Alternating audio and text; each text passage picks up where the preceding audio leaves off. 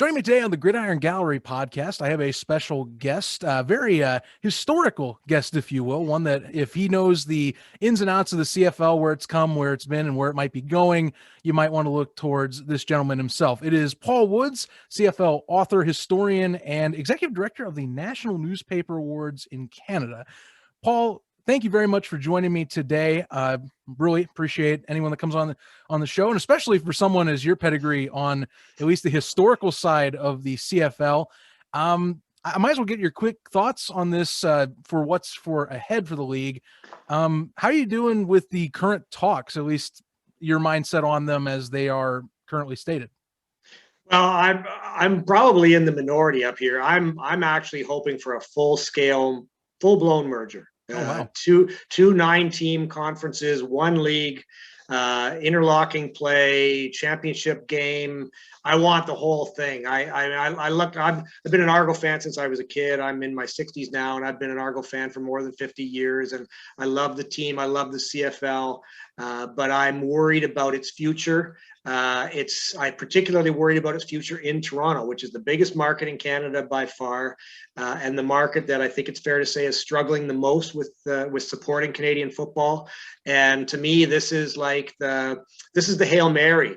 If I think the Argos owners, MLSE, I think they're pushing hard for this. I don't know. Obviously, I don't have any inside information about what exactly they're looking at in terms of the model, but I think they see this as the best chance to keep the Argonaut brand alive and football alive in Toronto. And that's what I want. I mean, I love going to football games. I love going to Argo games. I've been going to them for more than 40 years. I love the stadium. I love the colors. I love the logo. I like everything about the Argos. And I want to keep doing that for the rest of my life. And if it means that we've got to get into a league with some American teams, and if it has to be called something other than the Canadian Football League, that won't kill me. There's a lot of people up here really worried about changes to the rules, and we can talk about that as much as you'd like, Zach. But I just think, yeah, bring it on. Like, to me, I'm really excited by the prospect of two 9-team conferences, North and South, playing each other, meeting in a championship game. You could still, I believe, keep a ton of the traditions of Canadian football. Right. You can still have a Grey Cup. You can still have the Canadian Conference Championship. It can still be at a neutral site. And then the week later, you have another neutral site game for the championship of the North and South combined. So I hope it happens. I'm saying bring it on. And I'm worried that if it doesn't happen, I mean, I don't know if it'll go that hard and how fast it'll go. It might be a thing that gets phased in over a few years. It might not even happen. We don't know what's going on behind the scenes, obviously. But I feel like this has given a lifeline to football fans in Toronto, and I'm hoping we actually grab that line and sort of reel it in. There's a lot of fans in Canada that are afraid of this or don't want it to happen, and I understand that. Canadian football's been around. Well, the Argonauts have been playing football under that name since 1873. It's like 148 years, right? That's It's crazy. the oldest football team in the world, the oldest gridiron football team in the world. The CFL has been contesting the Grey Cup since 1909, more than a century. And so there's tons of tradition, right? And football's different here. Football's 3 downs and it's 12 men and it's a bigger field and there's a lot of stuff that's different about it. So there's a lot of people really clinging to that and saying, like, over my dead body, don't sell our soul to the XFL, don't sell our soul to Dwayne Johnson. You know, let's just market ourselves better and we can be fine. I think for a lot of reasons that's getting harder and harder. Canada is a pretty small country. The CFL doesn't really have room to expand. There aren't enough big cities in this country. And of course, you need stadiums, you need owners, all that stuff. You know, the CFL has been 9 teams most of the time since 1954. When it got to the 9th team in 1954, when the BC Lions joined, the NHL had 6 teams. I think the NFL had 8 teams. Baseball had maybe 20 teams in 2 leagues. Everybody's expanded since then. Canadian football is sitting here with 9 teams, and our revenue potential is limited. We've only got 33 million people living in this country. You know, you can't bring in the kind of mega billion-dollar contracts that the NFL has just in Canada.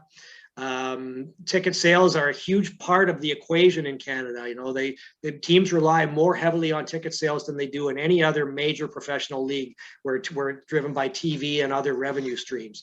And attendance has been dropping in recent years. It's really struggling in Toronto, but it's been dropping right across the board, basically. And there's still teams that do well. There's still teams that get 25, 28,000 a game. But, you know, 40 years ago, 35 years ago, the Argonauts were drawing 54,000. Montreal was drawing 60. Edmonton was drawing 60. BC was drawing 60.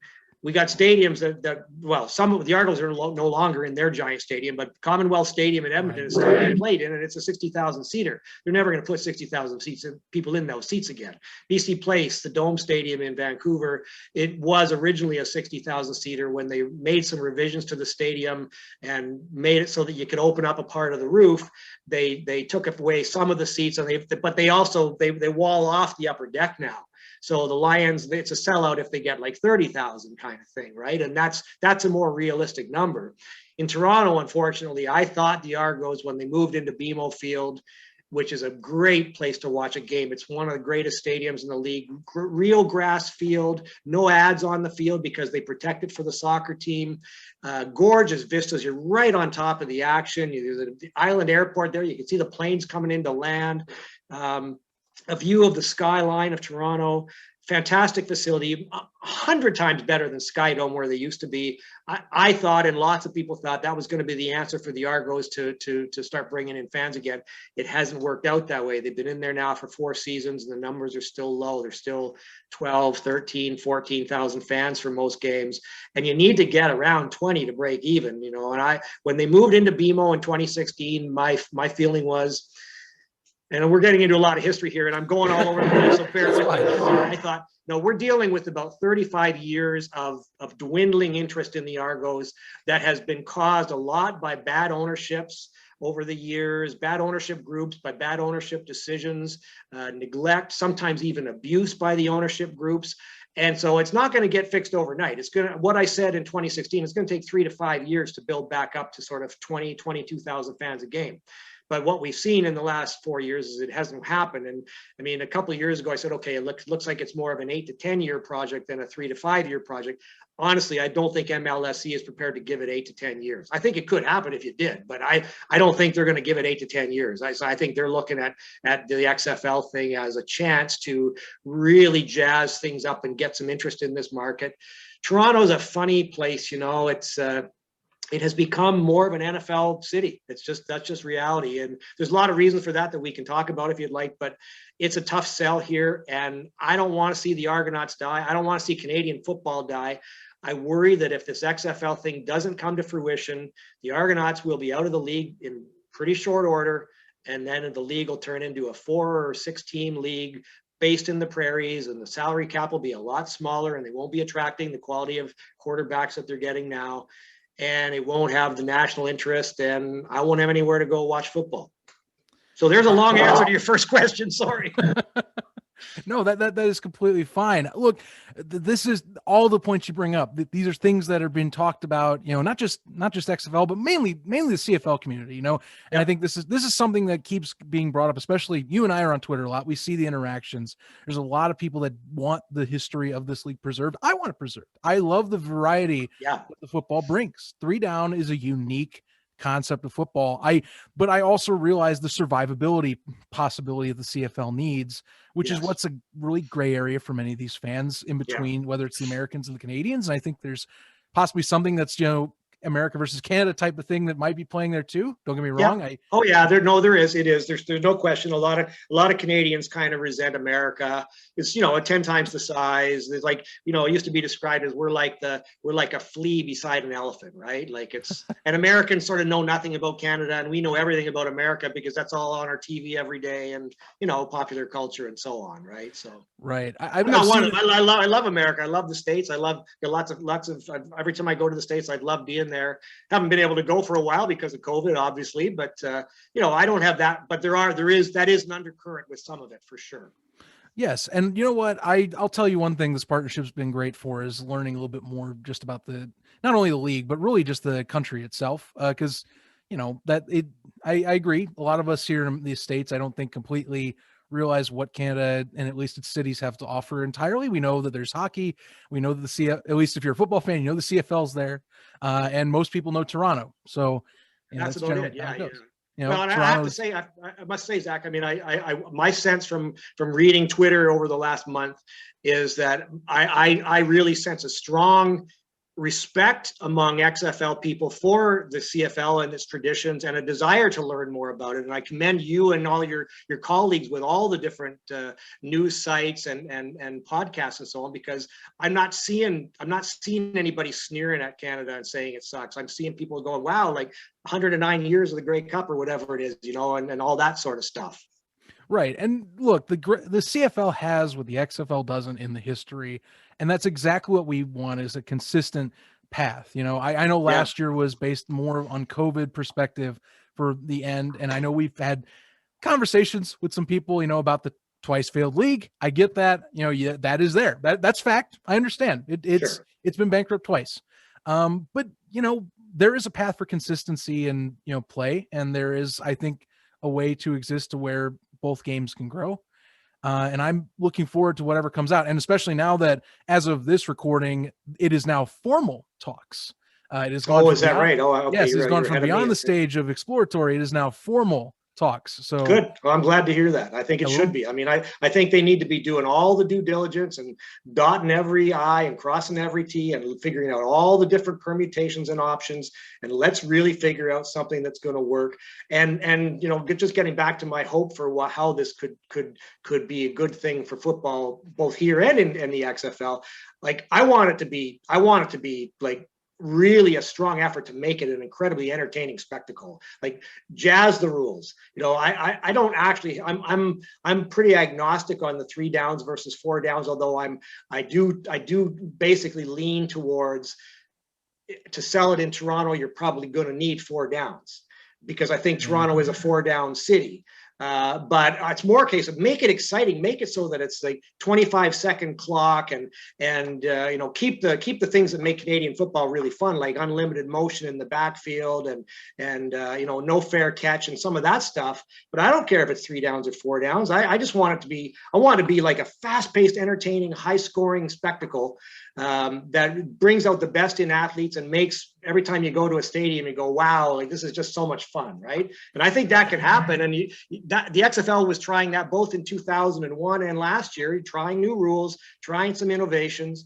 I'm totally open for that. I hope they've got guys working on coming up with cool rule changes that none of us have even thought of. Right. And there's definitely a middle ground. I want to see stuff. And honestly, one thing that's helped me a lot with adjusting the CFL game on the fly, arena indoor football actually has a lot of CFL rules that are common. The pre-motion for multiple receivers going to the line. The rogue is actually existing in several indoor leagues here too. So I don't mean to correct you, but just for future reference, it's the rouge. Not the rogue. I knew that was going to come up, and I knew something about that. I've seen the jokes online where it's like, it's either you don't know what it is, or, and of course I fall right into the spelling trap. Well, it's funny. There was a very funny commercial done up here about 20 years ago. They built the CFL built its brand strategy that back then around the differences between Canadian and American football, and they'd have these fake practices where a guy's lined up in a Hamilton Tiger Cats uniform and he's lining up to catch the punt, and he doesn't know what to do, and the guy said, the rouge, like what are you talking about, right? But once you learn it, it's actually a great rule, because it means that you got to decide when that ball is kicked into the end zone if you're going to try to bring it out or not. In the NFL, a field goal gets missed, okay, it plays over. CFL, a field goal gets missed, you might have a 115-yard touchdown on that play, right? They bring it back, and there's always field goals returned for touchdowns in the CFL every year. So, and that's because the team doesn't want to give up the point, and because they've got a kick returner back on every kick, right? So, well, I'm glad I went through that little lesson. I knew something was going to come. Well, I appreciate the fact that you're open to learning some new things, right? So yeah, I mean, we both need to be. Yeah, now I know that after this show's done, someone's going to comment later on, be like, you spelled it, you said it wrong, right? Like, the easiest trick in the book. Well, good for you for laughing it off, because we have to be cool about this stuff, right? And the fact is, as I said, I know you and a lot of your colleagues down there are trying to learn about this game, and it's just different. And you can't watch it live right now, so you can't. You'd have to. There's lots of stuff on YouTube, and you can pick it up that way. But I appreciate the fact that you guys are open to looking at our history and our traditions and our rules. And I do believe that if this merger happens, it will have to respect the traditions and to some extent the rules, although they clearly is not going to be all the rules. But respecting the tradition is important. And I do think to sell it up here, there's going to have to be a sense of that we are not kissing goodbye to our 150 years of history and so on, right? Absolutely. Something will have to be reserved. If not, I would say more the CFL has to be preserved if you're going to make this completely work from what I've seen. And let's get into the history here. Cause sure. Going into this conversation, you are the expertise really, not only in the CFL, but mostly the Toronto Argonauts, as we have seen here. I mean, for crying out loud, if you're watching the video version, you could see everything, the memorabilia in the background. There you go. That's right. Yeah. This week or I think a week prior, you were cleaning out like memorabilia that you've had from recent years, and I've just been fascinated to see the years gone by of some of the collectible items there, or even just the credit card foreign cards. Yeah, I got a lot of Argo credit cards. Never activated any of them, but they're a cool collectible. Absolutely.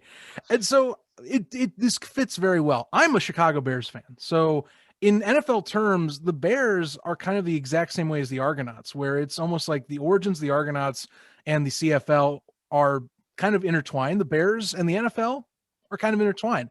So for me, Chicago being one of the largest markets and one of the most well-known for the NFL, it surprises me that history alone for the Argonauts and just in general, the lack of successes of late doesn't help draw it. Because I know history is a big draw and also tradition. So I've been kind of surprised when you're mentioning, low attendance and, low figures, and there doesn't seem now there's argument that there's a hardcore fan base, as we saw with the TSN flub with their graphic. Yeah, absolutely. But I'm just shocked to hear that, an over 100-year-old franchise having attendance struggles. It baffles me. Yeah, it's stunning. And you know what, it really is. It's been a sad, slow, long decline. When I became an Argo fan, it was about 68. The team was hot. The team was just finally getting good after about 15 or so years of being lousy. And they had a really cool head coach, Leo Cahill, who was he liked to get like renegade players. He was kind of almost like an Al Davis, that he wanted guys that no one else wanted, and he let his players have long hair. I wrote in my first book about the Argos that the Argonauts of the 1968 Argonauts were the first adults I ever saw that had long hair. Right. I was a kid. I wanted long hair. I was a Beatles fan and all that stuff. But my dad didn't have long hair. His friends didn't have long hair. But the Argonauts, who were adults, they're grown-ups, they had long hair. And they were a huge ticket. At that time they played in Exhibition Stadium, which in the late 60s and into the mid 70s, the seating configuration was 33,000. And I'd say from 70 to 74, 75, it basically sold out 33,000 seats every game. They were the most successful franchise in Canada. They subsidized the smaller teams. They had gate equalization back then, so the visiting team would get a percentage of the ticket sales, and so that kept Saskatchewan Roughriders and the Winnipeg Blue Bombers and other teams like that in business, because they might have been drawing 18 or 19,000 fans in their stadium. They go to Toronto and they get a nice check on to bring home with them. So they were huge. And when the Blue Jays came to Toronto in 77, leading into that and starting, I guess, in 76, the stadium was expanded to fit a baseball configuration. Ruined the stadium in many ways, because they had to veer the one grandstand away from the field, sort of thing, to make the diamond shape. But it made the seating capacity 54,000 for football. And in like 77 six, I think it was, when the Argos brought up Anthony Davis. He was a star running back at Southern Cal. He'd broken a bunch of O.J. Simpson's records. He scored 6 touchdowns against Notre Dame one game. They brought him up, and he was like the big star. You know, we outbid it wasn't really they outbid the NFL for Anthony Davis, because I don't know that he was in that high demand despite his name. Although the Argos did outbid the NFL for other players back then. Anthony Davis comes up in 76, and the Argos actually they had like an intra-squad game during preseason, like the blue against the white, just the Argos against Argos, and they got like 45,000 fans of that, paying tickets, right? And they averaged 47,000 a game, I think, in 76, 77, 78. And they were, and at the same time, Montreal Alouettes were drawing 60,000 in Olympic Stadium. Olympics were held in there in 76. Olympic Stadium's built. There was a game in 1977, Toronto at Montreal, 69,000 fans, the biggest attendance ever at a Canadian football game. Then Edmonton got the Commonwealth Games, which is kind of like a version of the Olympic Games for all the countries that are sort of connected to Britain. And it built a big stadium that now seats 60,000. I think it started at 45 and then they expanded it later. And it was selling out for many years. The Eskimos had a big dynasty in the late 70s and early 80s. And so they were selling 60,000 in Commonwealth Stadium. And the BC Lions moved into BC Place, the first dome stadium in Canada, in 83, and it was a 60,000 seater, and it was sold out for the first few years. What happened with the Argos, though, is that a few things. Number one, they did not understand or figure out that the Blue Jays were a threat. The Blue Jays arrived in 77, a brand new sport hits town, and they marketed the hell out of it to young families. And the tickets were cheap, and you know, a family goes and watches a ball game on a Saturday afternoon. It has a hot dog, and BJ Birdie's there as a mascot, and it just the Blue Jays took off, and the Argos basically took the stance, particularly starting in '81 when Ralph Sazio became the president of the team. We don't need to market. The winning will sell tickets. And the Argos did start winning. They've been, you know, after the little period of time under Leo Cahill where they were successful. They almost won the Grey Cup in '71. They lost it on a late fumble.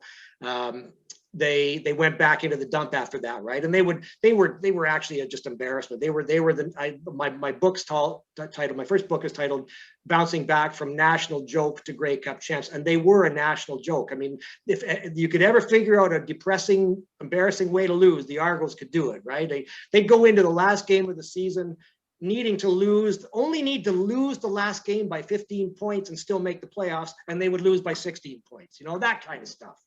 And so they were just awful. It was like everybody went to, it used to drive me crazy. My first few games in Exhibition Stadium were in the late 70s, and I couldn't believe it. I felt like the whole stadium was there almost hoping they were going to find a bad way to lose.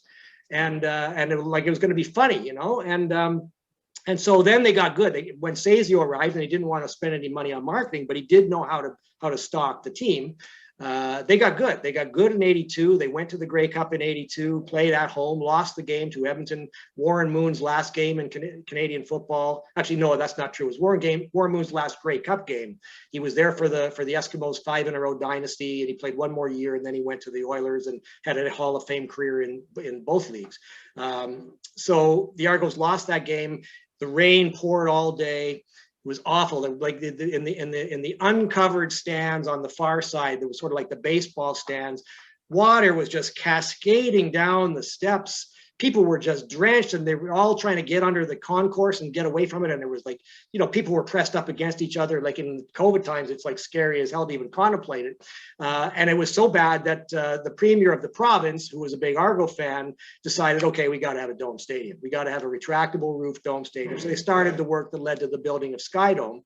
And unfortunately, Skydome was not built for football. It was built for baseball. It was a terrible place to watch football. And so there was a novelty for a few years, and then people said, "Oh, this is no good. This is not a fun place to go. It's like watching football in an aircraft hangar or something." And the best seats, the most expensive seats, are miles from the action. And so, you know, they had a succession of bad ownership groups. or things that went wrong with ownership groups. I've actually finished writing my next book. It's about the group that owned it from 91 to 94. We can talk about that later. I'd like to just give a little plug for it eventually, but they had no money. Bruce McNall was all built on fraud. It was a house of cards, and then they got bailed out for a while. Oddly enough, they got bailed out in 94 by a brewery, John Labatt, which was at the time the leading brewery in Canada, and they owned TSN, which was the only sports television network at the time. Just like they're now owned by MLSE, which is the two sports networks, and Larry Tannenbaum. Back in 95, 96, 97, and so on, they were owned by the TSN group, but they couldn't make it work, despite the fact that they were able to merge operations with the Blue Jays in the front office and the business office. And we had the best team the Argos are ever going to have in 96 and 97. Doug Flutie was the quarterback, the greatest player in Canadian football history. All your viewers down there will know about Doug because he went on to the NFL. He was too good. Unfortunately, he was so good the Bills stole him away from us. But we had 2 year back-to-back years of 17-3 in Grey Cup championships. A dominant team. 18,000 fans in a 55,000 seats to Skydome. We had a little bit of an uptick in around 2004 when another set of owners came in, but I think they were papering the house. They were giving away a lot of tickets. The place was full, the building, not full. I mean, it wasn't 54,000, but they were getting, the entire lower bowl was typically full, so it'd be 25 to 30,000, and it was a good atmosphere in there, but they weren't bringing in the revenue because they were giving away a lot of tickets. Then another owner came in who didn't want to spend any money on marketing or anything, and it started to drop. And they muffed their lease arrangement in Skydome to the point where they were not the second behind the Blue Jays. They were like behind the Blue Jays and behind concerts and behind monster trucks and everything. So they were getting like Tuesday night games and stuff like that. So that was a mess. So getting into BMO Field where they are now seemed like it was a necessary thing. And yeah, we're exposed to the elements, but I don't care. I love being outside watching football. And now we've actually got the richest conglomerate that's ever owned a sports team in Canada owns the Argonauts, MLSE. I mean, they own the Maple Leafs and the Raptors, the two most valuable properties in Canada by far. And they own TFC, which is a very valuable soccer franchise. And they own the Argos, and they're the only one of those franchises that is struggling. Some people think MLSE hasn't put enough effort into marketing the team. I don't know. I don't know how much they're spending. I know they've tried stuff. I think MLSE has concluded that this is not going to work with what we have now with the Canadian Football League as it exists now. It's not going to work no matter what we do. And so they're looking to find a way to bring a chance of success, which not only means turning it into a profitable venture, but expanding the enterprise value. Like when the Raptors came to the NBA in 1995, whatever their franchise fee was, I should look this up, I should know it, but maybe it was 250 million or whatever it was. They're now worth like 1.5 billion. The Leafs are worth like 1.5 billion. TFC is probably worth $100 million. The Argos, they're worth what I don't even know if you could find a buyer for them as things stand right now. So, and MLSE is about driving profit, and profit is part of that is to increase the value of your enterprise. So they would like to see the Argos become a thing that maybe it's worth 5 million now, maybe in 5 years it's worth 10 million, and then maybe it goes to 50 million, and then maybe it goes to 100 million, and maybe the XFL offers a possibility of that, right? Right. I just find it fascinating. I mean, this is also a team that's won a Grey Cup just in recent history too. 2017. It's not like it's a completely losing roster. No, that's true. Although one of the things that's been kind of weird about the Argos of late is that their last two Grey Cup championships were 2012 and 2017. So both recent and both fantastic, like great spectacles. I was at both of them and they were amazing games to be at and just wonderful. But they were after seasons where they were 9-9. Right, like they've got this habit of getting hot at the end of the year and then go through the playoffs. You got to win 2 playoff games to get to the Grey Cup, or 1 game if you finish first, like they did in 2017. And they got there, and then with one of the greatest quarterbacks Canadian football's ever seen, Ricky Ray, we pulled it off. Ricky Ray threw a 100-yard touchdown pass in the first half, and then the one of the greatest plays you're ever going to see. A fumble recovery basically at the goal line that went all the way for a touchdown when we were just about to go at least 11 points down with no time left in the game. And suddenly the game is tied. It was the greatest thing. It just, my daughter and I were sitting there like sad thinking, well, it's been a good season. You know, we came this far and Calgary's a way better team. And oh my God, there we go. We're going for a touchdown. Right. It was great. Right. That's funny. I think that is the first highlight reel I watched when I went in to be like, I'm curious what the CFL is all about. Cool. Also, because I believe that team, also had Mark Trestman on it at the time. Yes, and he was a Bears coach. Bears fan as well. So yeah. A little different opinion on Trestman, if you understand how that went down in Well, America. actually, I loved Trestman that year, but I soured on him completely the following year, and I was glad when he got fired 1 year later. So well, there you go. Yeah, we agree probably. Yeah. I wish I would have a championship from him. That's all I can tell you. Fair enough. He was successful, right? He won a couple of championships with Montreal and one with Toronto. And he seemed like a great guy, but the second year, everything went wrong. And a lot of it was down to Mark, I think. So anyway, that's another story for another day. Absolutely. Absolutely. But yeah, those highlights, I remember very well, very much a snow game as well. Fumble recovery, as soon as you brought it up, and it's the first one I watched once I started diving into the CFL's own YouTube playlist of just endless games and even Grey Cup highlights as well. It's those listening definitely should check that out if you're interested. Yeah. But it just sounds like for at least the Argonauts, you're talking, at least there's championships, but they're not consistent success. So you can't keep driving fan. Well, yeah, that's a great point. And a lot of fans have made that point that like, if the Argos could ever get us some consistent success, maybe it would help the marketing, right? I mean, you just can't have this boom and busting. I mean, Calgary's been a successful franchise for about 15 years now. Like every year they're in contention. Often they're in first place. Sometimes they win the Grey Cup. I mean, there have been times when I've said I'd rather be the Argos than Calgary because Calgary's had way more disappointments. I mean, they've had years when they won 15 games and lost the Grey Cup, or 15 games and didn't even get to the Grey Cup because they lost in the Western Final. We've had years where we weren't that great, but we got hot at the right moment and we won the Grey Cup. And one thing about the Argos, when they get to the Grey Cup, they almost always win, right? I think we've won 6 of our last 7 appearances in the championship game. We've won. But the thing is, we're up and down. We go from winning, like in '91 with the team I'm writing about. I just finished the book about one of the greatest teams in Argo history. It's certainly the greatest year in Argonaut history. They were 13-5 and they won the Grey Cup. It was an amazing spectacle, the coldest Grey Cup of all time. Rocket Ismail scores the winning touchdown on a kickoff return. A beer can almost knocks him out as he's crossing the goal line. Great, right? The next year, they're 6-12 and they're out of the playoffs. That kind of stuff just happened too many times. We won the Grey Cup in 2017, 2018, we won 4 games, but that's just awful, right? You can't build on that. Although I gotta say, like, I don't subscribe to the theory that if you win in Toronto, you will sell tickets, because the record has shown otherwise. We won the Grey Cup in '83 for the first time in 31 years. That was the subject of my first book. And it was like, man, we've been pent up demand to win for so long, for 3 decades. How in a 9-team league, how does one team not win for 31 years, right? But we didn't.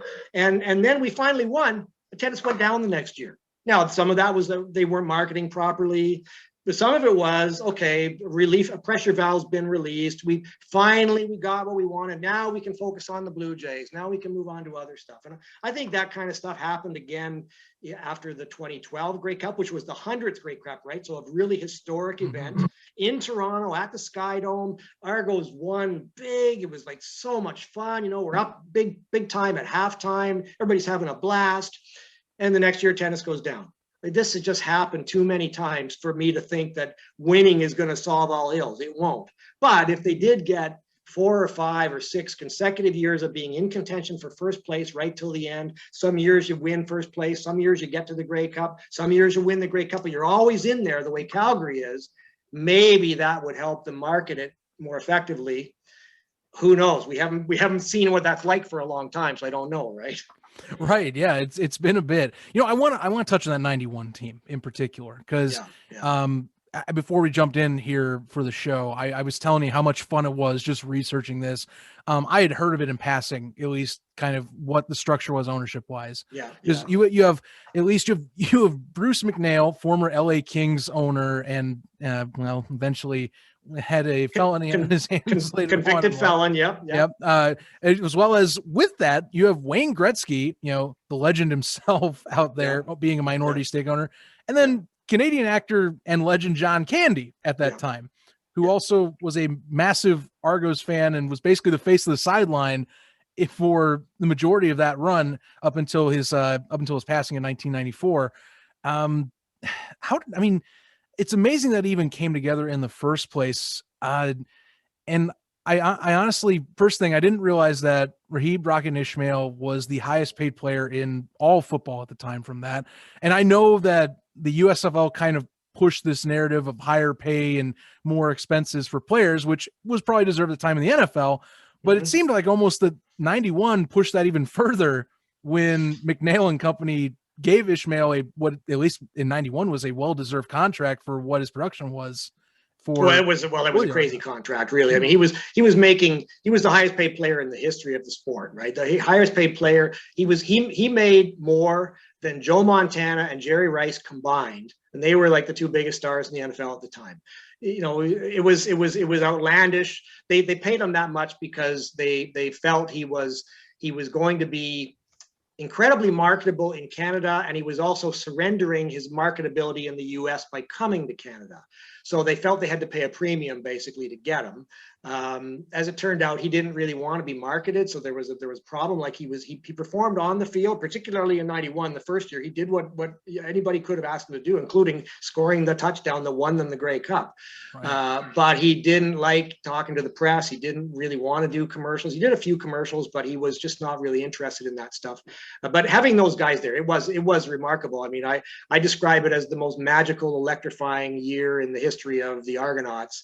To get McNeil and particularly Gretzky and Candy. I mean, Gretzky, the greatest hockey player of all time, and Candy, the greatest Canadian actor of all time, maybe the greatest funny man of all time, and a guy who, as you said, genuinely loved the Argonauts. He wanted to play for the Argos when he was a kid. He used to sneak into games, and he always maintained that if he hadn't suffered a knee injury in high school, he would be an Argo.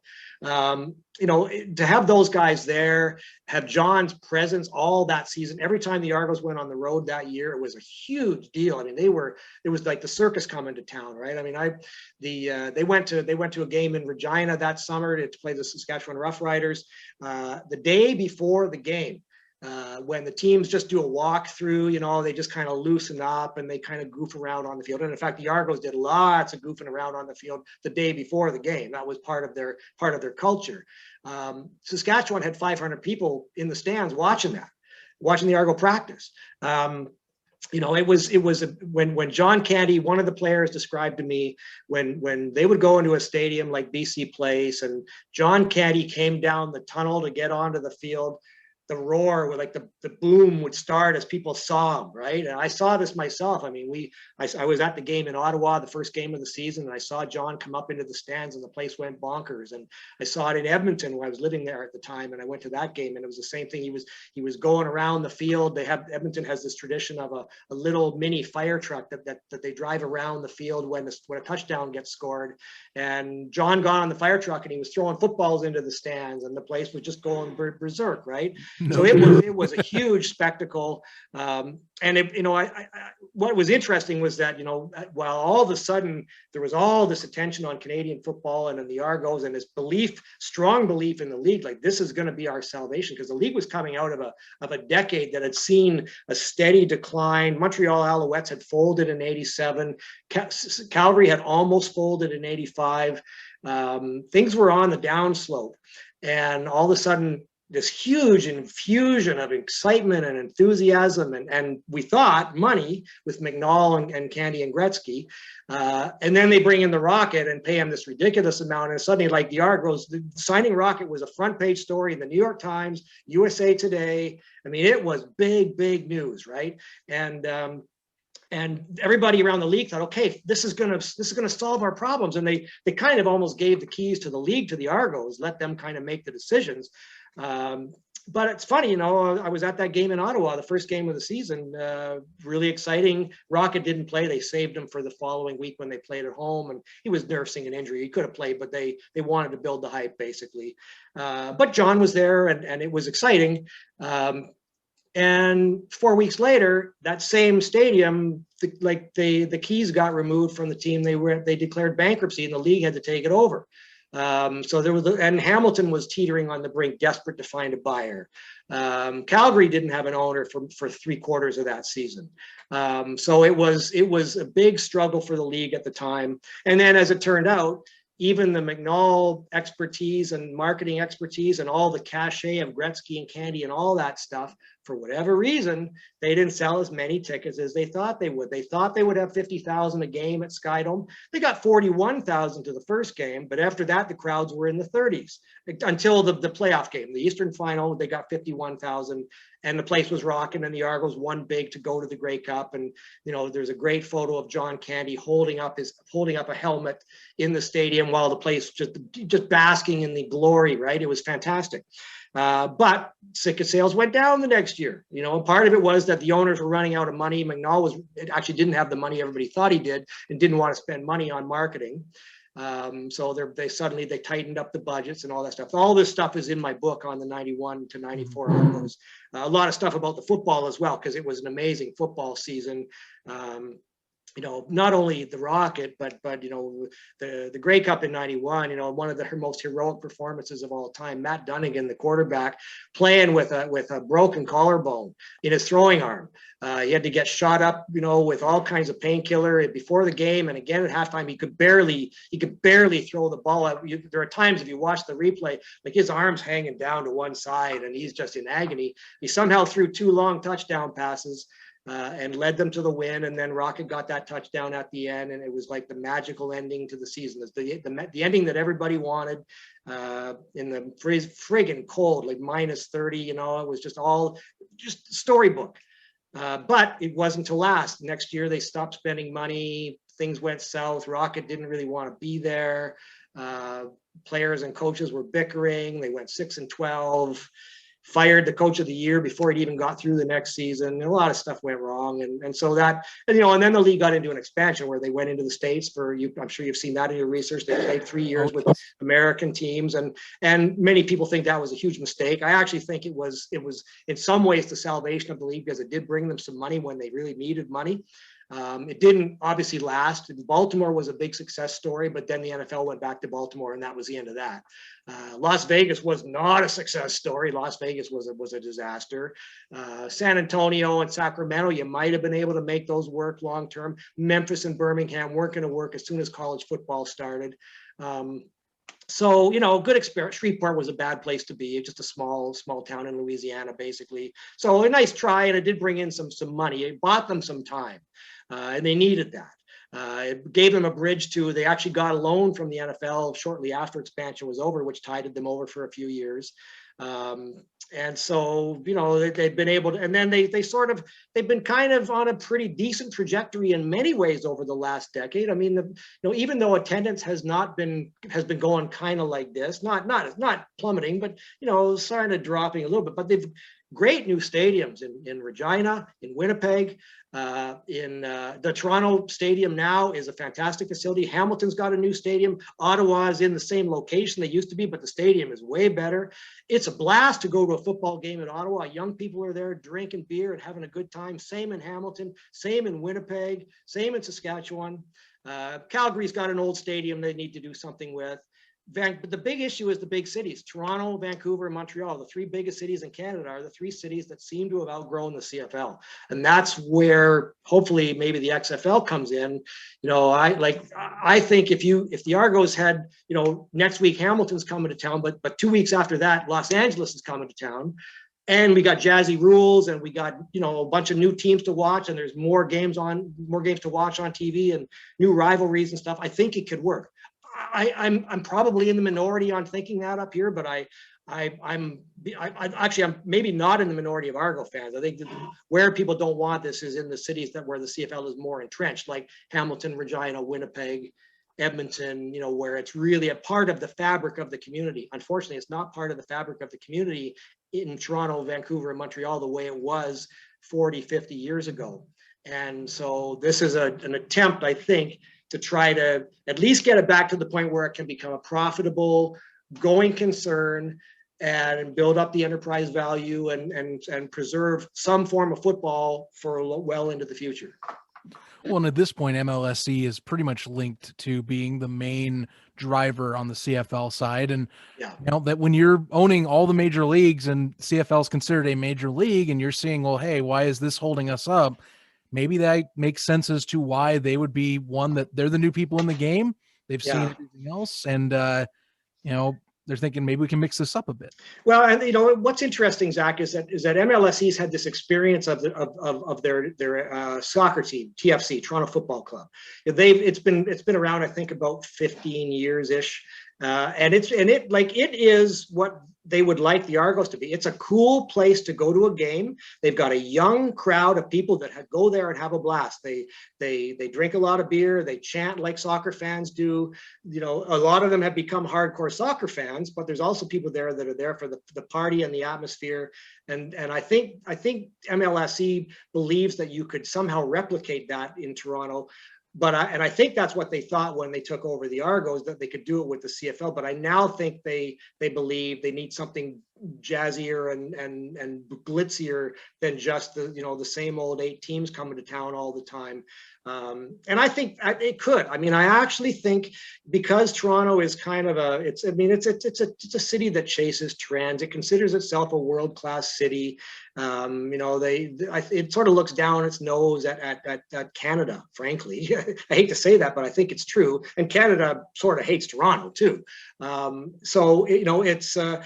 think, if something seemed hip, I think Toronto would get behind it. Like TFC seemed hip. The Raptors, for sure, they started out seeming kind of cool and hip, and they marketed it that way. And they were a lousy team for most of their first 25 years.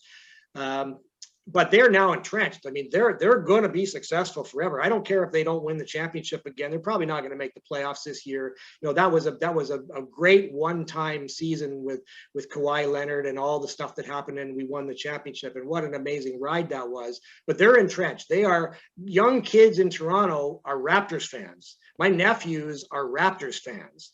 They got to try. The Argos have got to try, or the CFL's got to try to find some way to tap into that type of, make the Argos and make football seem hip. And I have a hard time seeing that happening with the existing Canadian Football League product.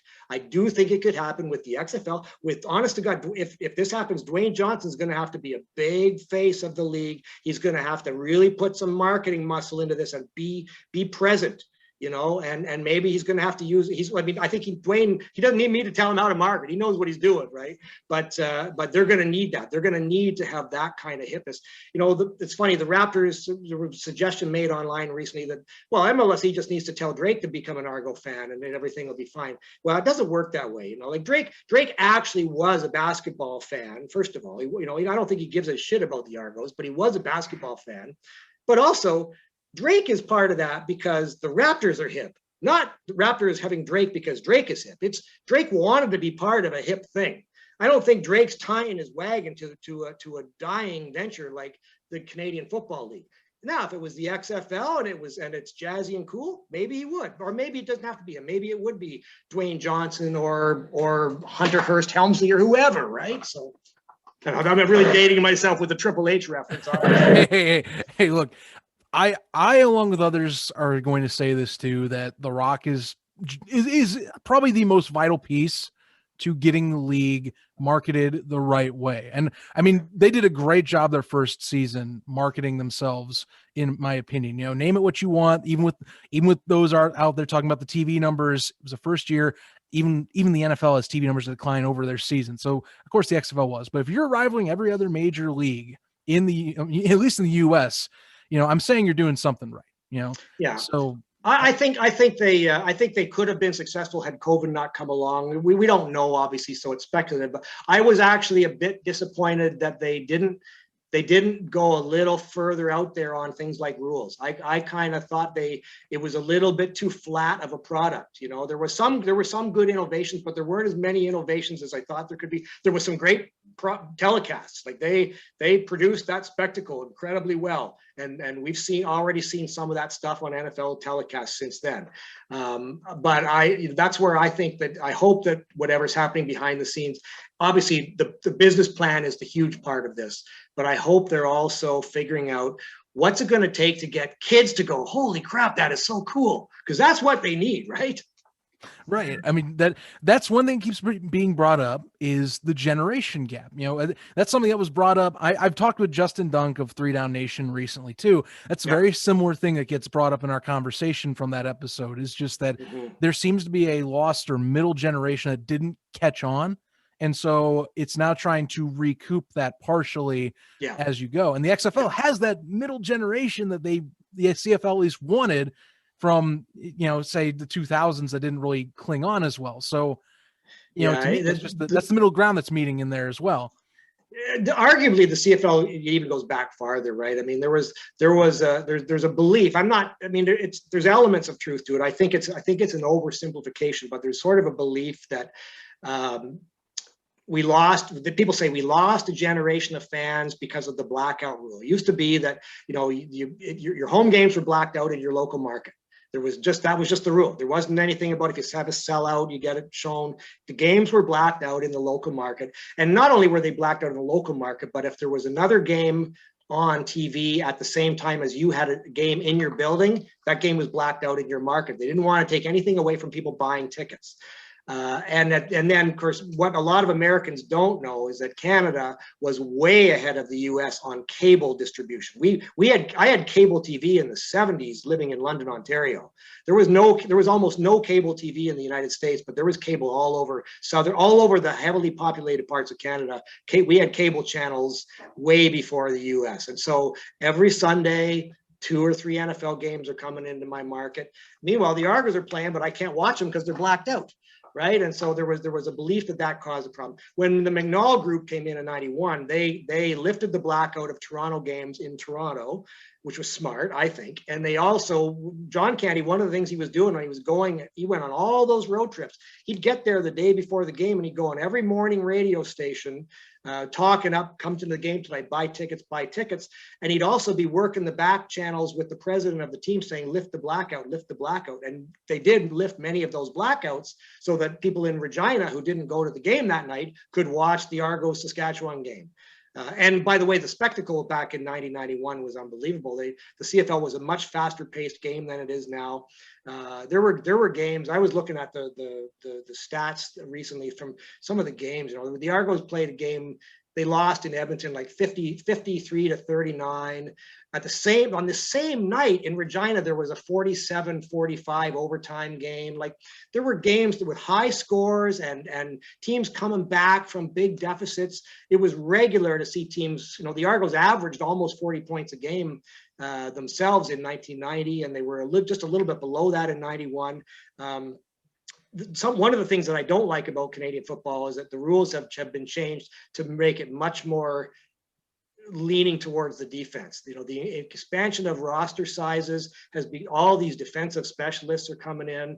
They've also changed the clock rules. We used to have we still have a 20-second clock, but it's not a 20-second clock. The referee starts the 20-second clock when he decides that everybody who was coming on the field is now on. And that sometimes takes 10 or 15 seconds, and you're blowing 35 seconds of game clock before the ball is snapped.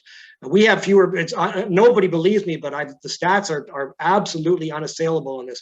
We have fewer offensive snaps in a game in the CFL right now than the NFL does, and it's like 71-55. It's not even close. And all my life until the last few years, I would have gone to battle with anybody who said the NFL was a more entertaining game than Canadian football. I wouldn't have believed them. I would have argued with them.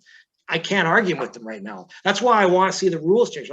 I'd like a 25-second clock or a 30-second clock that as soon as the whistle blows, the 30-second clock starts. If you can't get your substitutions on that fast, too bad for you. We're playing the play. Speed it up, basically. Get more. I could go to football games to see plays. Back in the 80s and early 90s, each team in the CFL typically ran off 55 to 65 plays a game, more like 60 to 65. Now it's about 55. So we've lost 5 to 10 plays a game per team. That's 10 to 20 plays a game in a game, right? That's every time a play happens, something good can happen. Guys standing in the huddle or walking off and on the field for substitutions while the clock runs, and they even run the clock during converts. Like, for crying out loud, why? It's because they don't want the games to last 3.5 hours, I guess. But I think the XFL actually had a pretty good 2.5 hour spectacle typically, and that's what we should be trying to get, right? Right. I think I think that points right to it. You know, that's a rule that I think would or at least a style you can embrace as that, and it wouldn't affect as much of the CFL's traditional sense. You know, that's again, that's the main conversation here for those that are trying to accept if and when a merger were to happen. You know, and again, a lot of stuff is still speculation, as I'm going to state right here, because you know, many of us on the outlets have been now starting to get tired of speculation at this point. So, you know, we're waiting for actual concrete things from either CFL or XFL executives or owners themselves too. Paul, unfortunately we're coming close to our time here. Thank you so much for like everything. I mean, this is, I have so much to take home with me. Honestly, it's almost like sitting down for a story time on all this stuff and just kind of catching up on just some of the past, if you will, or some of the trends going forward here. Before I give you a chance to plug your books, I actually want to ask you this too. The NFL has come out and said they're going to be doing more and more international movement. As of late, many of the CFL stadiums have said that they would welcome NFL teams.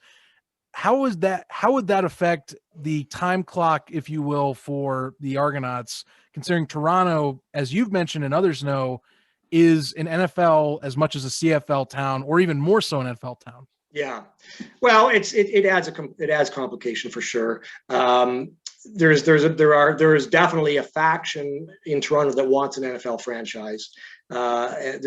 People have been thumping that drum since the 70s, right? Since the Blue Jays arrived, basically. I don't think the NFL is looking actively to place a team permanently in Toronto. Not right now.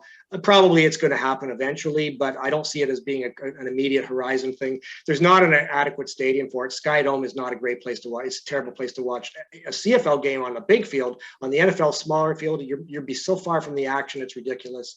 And it's a 30-year-old stadium, so that, you know, like, it doesn't have the bells and whistles that you need nowadays. Obviously the Goodell stuff about coming to Canada is interesting, and it may be a bit of a shot across the bow. Like, we're not going to just let the CFL and XFL kind of, you know, start up. I don't believe the NFL perceives either the CFL or the XFL as any kind of a significant threat at the moment, but at the same time, they've got a nice monopoly going right now, and they want to protect that. So, you know, even the threat of bringing a game to Toronto, or even to Regina for that matter, could theoretically, you know, be a bit scary for Canadian football teams and the league. So we'll have to see how it plays out. I think if the NFL is going to expand anytime soon, it's far more likely to go to London and Mexico City than it is to Toronto. And you know, keep in mind, we got our dollar's worth like 70 cents US. Like, it would cost, let's say, cost you $1 billion to get an NFL franchise, a new franchise. Well, that's going to be like $1 billion for Canadian. You're going to need a stadium that's going to cost you $1 billion to $2 billion, or at least an extremely expensive retrofit on Sky Dome. And now there are some wealthy companies. Toronto's the head office capital of Canada. It's the New York / Los Angeles of Canada. So there's companies that, you know, after we get through the COVID recession and stuff, they might want to do it. MLSE might want to do it. But I don't think that's a short-term thing. And it doesn't factor into my worries at this point. I'm just more worried about, I want there to be a football team for me to go and watch. And I'm not sure that if we don't do something radical, that the Argos are still going to be here in a year or two. Yeah, and right now I think that's kind of what the issue is, you know, where do you go with the CFL, and what happens after this year? I mean, there's even signs that we're worrying about now this next season. So yeah, well, COVID's in a bad place in Canada right now. We're slow to vaccinate, and the variants are moving all over the place. They don't know. They're not going to get the season off on time. There's no doubt about that. They're not going to be able to start as early as they wanted to. I'm hoping they have to get some kind of a season going this year. I don't think there's much doubt about that. You missed 2 years. If they miss 2 years, then for sure there's going to have to be a full-scale merger, because you're going to need a big bang to bring back interest. But ideally, what I'd like to see is that you get maybe a 12-game season in. You have the Grey Cup in Hamilton, and you promote it as this is the last of the traditional Grey Cups, and then you start play next April. You've got a 16-game season with interlocking play. Canadian teams will still mostly play Canadian teams. The XFL teams will mostly play the XFL teams, but there will be, with the scenario I sketched out, the Argos would play 5 games every year against American teams. And the championship game, there'd be a northern champion and a southern champion, and those 2 teams would meet for the championship. And it happens on Labor Day weekend, just in time for the NFL to start, so you're not going head to head. A lot of people up here don't like that idea because they think fall football is great, and Labor Day is actually a hugely traditional part of our season. But I think to not go head to head against the NFL, it would be beneficial for football in Canada, and obviously for the XFL as well. Right. Yep, absolutely. I agree. I definitely am a proponent, and I know there's some that want fall football as another league with the NFL, but I am hard stance on spring, summer easily. You don't compete with the NFL. It's just history shows that. Yeah, and in college too, right? And same with college, absolutely. We're even skipping over that. Yeah, completely skipping over the college aspect of it. That's right. But I agree. I'm definitely a spring summer guy, and I think that needs to be stuck around, and I think you can definitely fit a season in there that we can all be happy about. At this point though, let's just hear some official news. That's the next step on this. Well, I guess, we take the attitude that as long as things are quiet, they're talking, and who knows, they're coming up. Hopefully they're coming up with great ideas. If the day they announce the talks broke off and there's nothing happening is going to be a sad day in my world, because I think that's really a bad outcome for the Argos. And frankly, I think it's a bad outcome for the Canadian football as a whole. But I don't think it's going to come to that. I think we are going to see some type of an arrangement, even if it's a phased-in merger over 3 years or something else. But I believe I think where there's smoke, there's fire. I think something's happening. I think so too, and I'll be looking with anticipation. Paul, you have one novel out currently, as you've referenced, Bouncing Back, referencing the 1983 Toronto Argonauts. Yeah. That's this one, Bouncing Back from National Joke to Grey Cup champs. Tells the story of the Argos, the '83 Argos, but it's the arc between '81 and '83. '81 was the worst year in team history, and really the nadir of 30 years of terrible teams, and then '83 winning the championship. And it's a great story with lots of great characters. That's been out for about the last 8 years, available online. You can find it on Amazon. And then coming out later this year, I don't know the exact date yet, because we're kind of waiting to see when's the season going to start. We'd like to kind of time the release to that, but it's a book called Year of the Rocket, when John Candy, Wayne Gretzky, and a crooked tycoon pulled off the craziest season in football history. And it's a fun story as well. I mean, I'm obviously biased, I wrote it, but based on more than 100 interviews, all the key players, McNall, Gretzky, obviously John Candy's gone, but his family, all the players, coaches, people around the league, journalists, everybody that had an angle to tell me about got interviewed. And my big challenge was doing justice to the story, and I think I did. I think anybody who reads it, whether you know anything about Canadian football or not, or lots or nothing, I think you'd find it to be an amazing story. So it'll be out in the coming months. Maybe when it comes out, I can come back on the show and we can talk about it. I would love to have you on the show to talk about it. And honestly, I'm anticipating to try and pick up a copy. Again, just reading up the details, or the finite details I can find, and some of the own Canadian press articles, or at least columns on it alone, just intrigues me beyond belief for what that season was in particular. Honestly, again, referencing the Bears, 91 for the Argonauts almost feels like 85 for the Bears, just the Hollywood vibe, and everyone gets that. Everyone just kind of is jazzing up this one team, to where it's Super Bowl shuffle. Yeah. The fridge, man, the fridge. Maybe we wish there was the Argonaut row, referencing the origins. Yeah, well, Buddy Ryan's kids were living in Toronto for much of their childhood, right? His wife ended up, his Yes. ex-wife ended up here. So yeah, the Yes. the Ryan boys were Argo fans actually. So that is right. No, I do remember that in some of my readings, if you will, on my own franchise. All right. But Paul, where can we find you on social, by the way, and especially if we can keep up when the book drops or the So my Twitter handle is at pxw13. So I'm pretty active on Twitter. You can find me on Facebook, obviously, but I don't do a lot of Facebook stuff. Twitter's the main thing for me. I'm not an Instagram guy. I do a lot of posting on CFL fan forums. I'm pretty active really active on argofans.com. I'm really active on riderfans.com, and I'm pretty active on the CFL's own fan forums. So you can certainly see me spouting off on those locations. The main thing is the Twitter at PXW13. If anybody wants the book, and if anybody's really interested in the book and would like a signed copy, get in touch with me. I've got, I can sell them myself, but you might find it easier to do it through Amazon. You probably get it a lot faster if you do it through Amazon, right? But and I'm hoping that the upcoming book, Year of the Rocket, I'd love to see it in stores in the States. We don't know. We think there might be some interest down there because of Candy and Gretzky and McNall and Rocket, but that's to be determined. I mean, it's a football book. Those are not big sellers typically, but we'll see. So thanks for having me. I appreciate it, Zach. It's no problem, Paul. And I do hope it gets some interest down here. I mean, it made headlines back in 1991 in the US. I would be shocked if we didn't get to see that at least on store shelves down here. Otherwise, I want to pick up a copy. So okay, well, I hope you do. And when you do, get in touch with me and let me know what you think of it. Absolutely. Thank you very much, Paul. Paul Woods, CFL author, historian, and executive director of the National Newspaper Awards Canada. Thank you for joining us, and have a great one. I hope to catch you sooner rather than later. Thank you very much, Zach. Great. I really enjoyed it. The Gridiron Gallery podcast. New episodes every Friday on your favorite podcast platforms, YouTube, and premiering first, as always, at 11 a.m. Eastern, 8 a.m. Pacific, only on unhingedsn.com.